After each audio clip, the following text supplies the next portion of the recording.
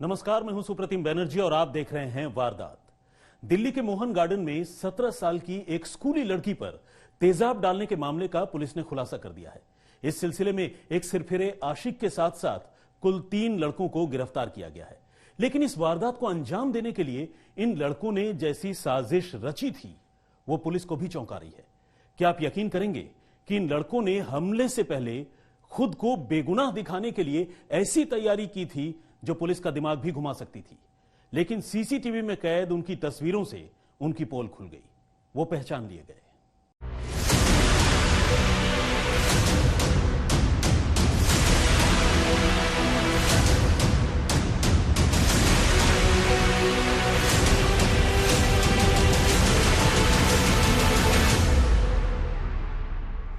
मतलब मैं आगे बढ़ ही रही थी क्योंकि लेट हो रहे थे स्कूल के लिए। तो दीदी एकदम से चीखी, दीदी ने और पापा को बुला। तो मैंने उनका फेस देखा तो मैं घबरा से गई, तो मैं भाग के गई और पापा को बुलाया। वो बहुत देर शोर मचा रही थी, एकदम वो हो रही थी। फिर धुआं भी आ रहा था उसके चेहरे से, फेस से और बालों से, सर से बहुत ज़्यादा। फिर मैंने पानी डाला उसके ऊपर। बाकी ऐसी वारदात करने वाले को तुरंत से तुरंत सजा मिलनी चाहिए, कानून के तहत मिलनी चाहिए। और मैं तो ये कहता हूँ, मेरा अपना व्यूज है कि बड़े चौराहे को फांसी की सजा देनी चाहिए ऐसे बंदों को। ये दिल्ली को दहलाने वाली तेजाबी हमले की 3 तस्वीरें हैं। इनमें एक तस्वीर तो आप पहले ही देख चुके हैं, जिसमें लड़की के चेहरे पर तेजाब डालने वाले 2 आरोपी वारदात को अंजाम देते हुए सीसीटीवी कैमरे में दिखाई दे रहे हैं। अब इन बाकी 2 तस्वीरों को ध्यान से देखिए। ये तस्वीरें भी ठीक उसी वक्त की हैं जिस वक्त इन लड़कों ने इस हमले को अंजाम दिया।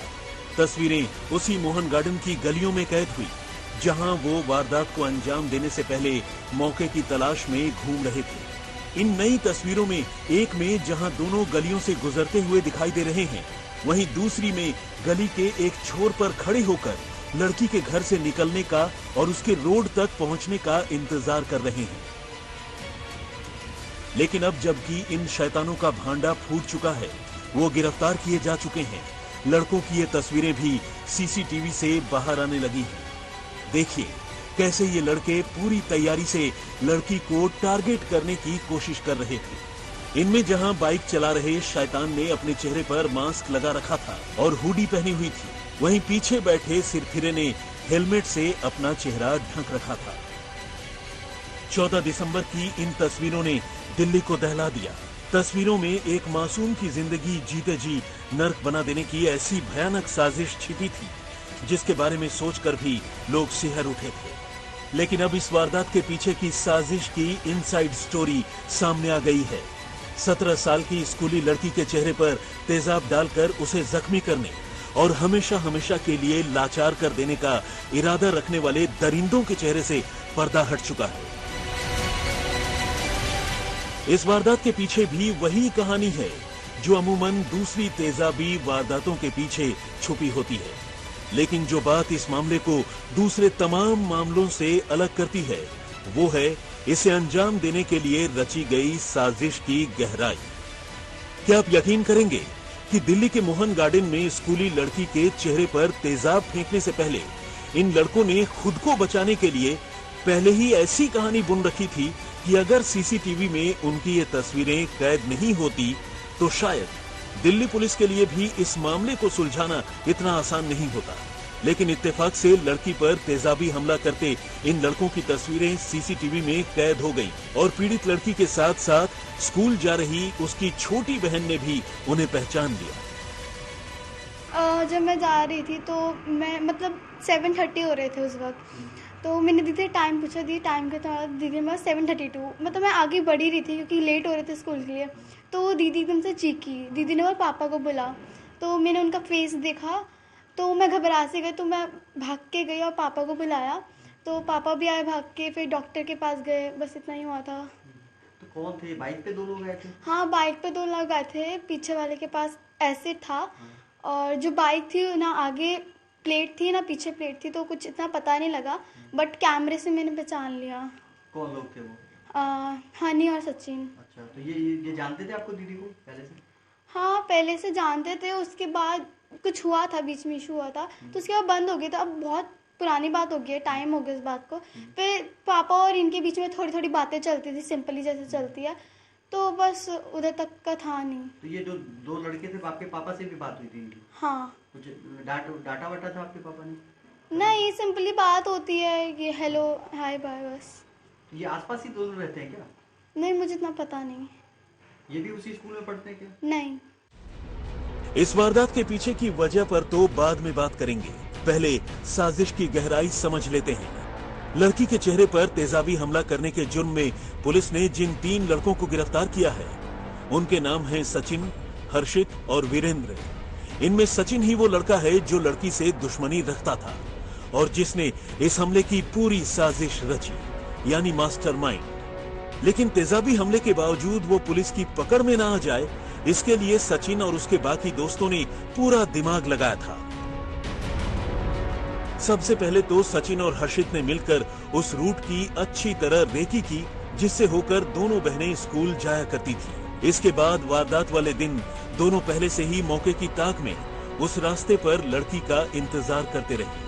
जैसे ही लड़की अपनी बहन के साथ वहां से गुजरी, सचिन ने उसके चेहरे पर तेजाब डाल दिया, जबकि बाइक उसका दोस्त हर्षित चला रहा था।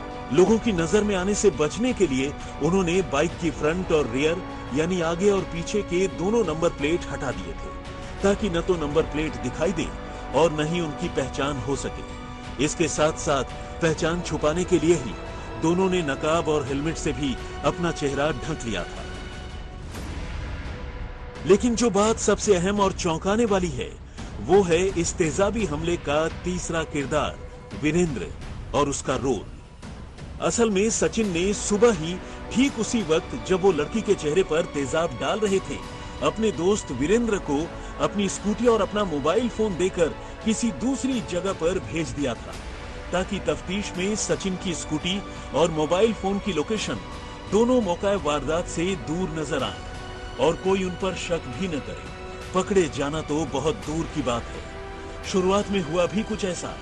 पुलिस ने जब इन हमलावरों की सीडीआर यानी कॉल डिटेल रिकॉर्ड निकलवाई, तो मुख्य आरोपी सचिन के मोबाइल फोन की लोकेशन मौका वारदात से दूर देखकर हैरान रह गए। लेकिन चूंकि पीड़ित लड़की की बहन ने उन्हें पहले ही पहचान लिया था, पुलिस के सामने उनकी चालाकी धरी की धरी रह गई और वो धर लिए गए। फिर तो पूछताछ में तीनों को अपना जुर्म कबूलना ही पड़ा। दिल्ली तेजाब कांड से कई सवाल खड़े हो गए हैं।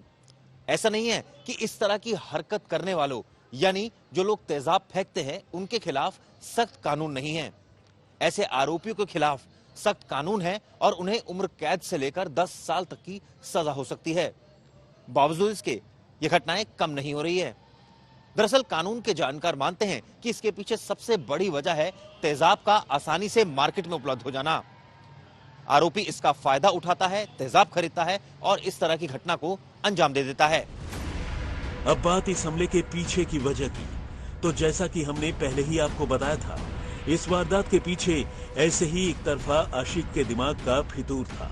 दरअसल मास्टरमाइंड सचिन की पहले इस लड़की से बातचीत हुआ करती थी, लेकिन इसके बाद दोनों में किसी वजह से अनबन हो गई और करीब महीने भर से उनके बीच बातचीत का सिलसिला बंद हो चुका था। और बस इतनी सी बात से सचिन इस लड़की से इतना खार खाए बैठा था कि उसने लड़की के चेहरे को तेजाब से जलाने का फैसला कर लिया और उसे हमेशा हमेशा के लिए लाचार कर देने की खौफनाक साजिश रची। वारदात के रोज सुबह करीब 7:30 बजे 12वीं में पढ़ने वाली पीड़ित लड़की अपनी छोटी बहन के साथ स्कूल जा रही थी, लेकिन दोनों बहनों के आगे बढ़ते ही सामने से बाइक पर आए 2 लड़कों ने बड़ी बहन के चेहरे पर अचानक तेजाब फेंक दिया। पीड़ित लड़की दर्द के मारे चिल्लाने लगी। आसपास के लोग जमा हो गए और छोटी बहन ने तुरंत घर लौटकर अपने माता पिता को पूरी बात बताई, मगर तब तक हमलावर फरार हो चुके थे। बाद में पीड़ित लड़की के घर वालों ने सुबह करीब 9 बजे पीसीआर को इस वारदात की खबर दी और तब जाकर पुलिस ने इस मामले की जांच शुरू की। हालांकि पीड़ित लड़की की बहन और चश्मदीदों के बयान के बाद सीसीटीवी तस्वीरों की मदद से पुलिस ने जल्द ही इस मामले को सुलझा लिया और तीनों के तीनों गुनहगार गिरफ्तार कर दिए गए। अब बात एसिड अटैक यानी तेजाब से होने वाले हमलों से निपटने के लिए मौजूदा कानून के संबंध में। तो आपको बताएं कि पहले एसिड अटैक को लेकर अलग से कोई कानून नहीं था। यानी ऐसे हमलों पर आईपीसी की धारा 326 के तहत गंभीर रूप से जख्मी करने का केस दर्ज होता था, लेकिन बाद में कानून में 326 ए और बी की धाराएं जोड़ी गईं, जिसके तहत तेजाबी हमला करने के मामले को गैर जमानती अपराध माना गया और गुनहगार को कम से कम 10 साल और ज्यादा से ज्यादा आजीवन कारावास की सजा देना तय किया गया। इसके अलावा उससे जुर्माना वसूल कर पीड़िता की मदद करने का भी नियम बनाया गया।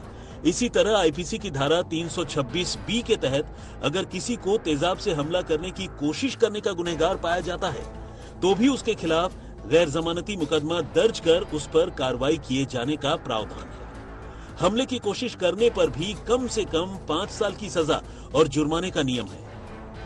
यानी इस लिहाज से देखा जाए तो ये कानून काफी सख्त है, लेकिन शायद लोग इतनी आसानी से सुधरने वाले नहीं हैं। दिल्ली पुलिस ने जब आरोपी सचिन से पूछताछ की तो दिल्ली पुलिस को पता लगा कि सचिन की पीड़िता के साथ बातचीत होती थी, लेकिन सितंबर महीने के बाद पीड़िता ने सचिन से बातचीत करना बिल्कुल बंद कर दिया। सचिन ने कई बार कोशिश की, दबाव बनाया, लेकिन पीड़िता ने बातचीत नहीं की, जिसके बाद सचिन ने अपने दोस्तों के साथ मिलकर पीड़िता को सबक सिखाने की साजिश रची। इसके बाद इन सभी ने साजिश के तहत एक वेबसाइट पर जाकर के तेजाब का ऑर्डर किया और जब तेजाब घर पहुंचा तो उसके बाद उन्होंने मोहन गार्डन के उस इलाके की रेकी की जहां से पीड़िता स्कूल के लिए बस पकड़ती थी और उसके बाद मौका देखकर उन्होंने पीड़िता के ऊपर तेजाब फेंक दिया। पुलिस का कहना है कि इस मामले में आगे की कार्रवाई की जा रही है और वेबसाइट से यह पूछा जाएगा कि क्या एसिड बेचने के लिए जो रूल्स एंड रेगुलेशंस है उसका पालन किया गया था या नहीं।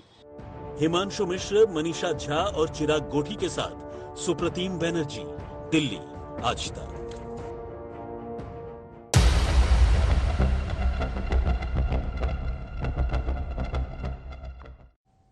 उत्तराखंड पुलिस की SIT Ankita Bhandari murder case में चार्जशीट दाखिल करने जा रही है, लेकिन इस केस में वीआईपी की मिस्ट्री जस की तस है।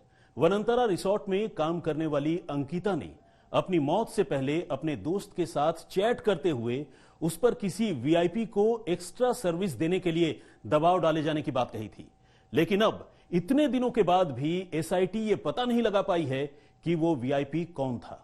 उधर मामले के मुख्य आरोपी पुलकित आर्य के पिता पर एक नया सनसनीखेज इल्जाम लगा है। आइए दिखाते हैं क्या है पूरी कहानी। उत्तराखंड का सनसनीखेज अंकिता भंडारी मर्डर केस एक बार फिर से सुर्खियों में है और ऐसा होने की 2 वजहें हैं। अव्वल तो मामले की जांच कर रही उत्तराखंड पुलिस की एसआईटी ने अपनी तफ्तीश लगभग पूरी कर ली है और चार्जशीट दाखिल करने की तैयारी में है, और दूसरा, इस मामले के मुख्य आरोपी पुलकित आर्य के पिता और पूर्व बीजेपी लीडर विनोद आर्य पर भी सनसनीखेज इल्जाम लगा है। उसके खिलाफ खुद उसके ड्राइवर ने कुकर्म करने का इल्जाम लगाया है। आइए पहले अंकिता मर्डर केस की जांच की बात करते हैं।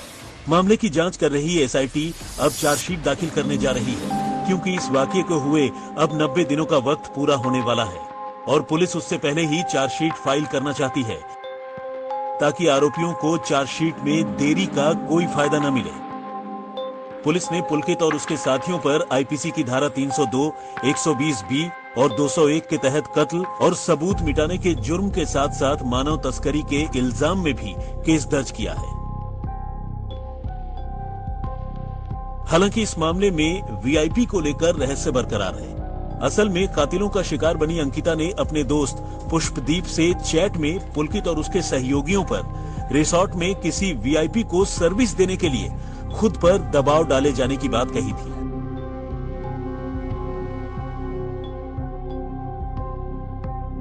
लेकिन ये सवाल अब भी जस का तस है कि आखिर वो वीआईपी कौन है। हालांकि पुलिस का कहना है कि अब तक की छानबीन के मुताबिक वीआईपी से मतलब वीआईपी स्वीट से है। ऐसे में सवाल यह है कि आखिर वो व्यक्ति विशेष कौन है जिसका जिक्र अंकिता अपनी चैट में कर रही थी। आपको याद होगा कि पौड़ी गढ़वाल जिले के यमकेश्वर में मौजूद गंगा भोगपुर में बने वनंतरा रिसोर्ट के मालिक पुलकित आर्य और उसके 2 साथियों पर अंकिता के कत्ल का इल्जाम लगा था। तीनों ने मिलकर 18 सितंबर की रात नहर में अंकिता को फेंक दिया था। इस मामले में पुलिस को गुमराह करने के लिए आरोपियों ने खुद ही अंकिता के गायब होने की शिकायत दर्ज करवाई थी। हालांकि बाद में उनकी चालाकी उजागर हो गई और 19 साल की अंकिता की लाश बीते 24 सितंबर को ऋषिकेश के नजदीक चिल्ला नहर से बरामद हो गई। पुलकित आर्य पर आरोप है कि वो अंकिता पर गलत काम करने का दबाव बना रहा था, किसी वीआईपी के लिए एक्स्ट्रा सर्विस देने के लिए कह रहा था, मगर अंकिता ने इससे साफ इनकार कर दिया था। इसका राज खुलने के डर से पुलकित ने अपने साथियों के साथ मिलकर अंकिता का कत्ल कर दिया। उधर अब इस मामले में आरोपियों की नार्को टेस्ट की तैयारी हो रही है। नार्को के लिए अपनी रजामंदी देने को लेकर पुलकित ने कोर्ट से 10 दिनों का वक्त मांगा है।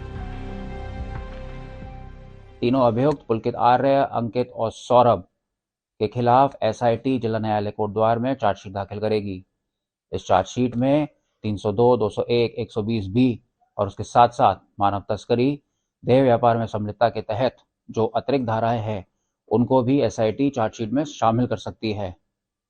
वहीं इससे पहले एसआईटी ने अभी हाल ही में तीनों पर नार्को टेस्ट के लिए जिला न्यायालय कोटद्वार में अपील करी थी, जिसमें पुलकित आर्य ने कहा था कि उसे 10 दिन का समय चाहिए और इसको देखते हुए जिला न्यायालय ने 22 तारीख को अगली सुनवाई रखी है। दूसरी ओर इस मामले में पुलकित के पिता विनोद आर्य पर भी अब संगीन इल्जाम में मुकदमा दर्ज हो चुका है। उसके ड्राइवर ने कहा है कि विनोद आर्य उसका यौन शोषण कर रहा था। हालांकि शुरुआती तफ्तीश में पुलिस को खुद पीड़ित के बयानों में विरोधाभास नजर आ रहा है। अंकित शर्मा, देहरादून, आज तक। तो वारदात में फिलहाल इतना ही, लेकिन देश और दुनिया की तमाम बाकी खबरों के लिए आप देखते रहिए आज तक। आज तक HD, सबसे तेज, सबसे ज्यादा।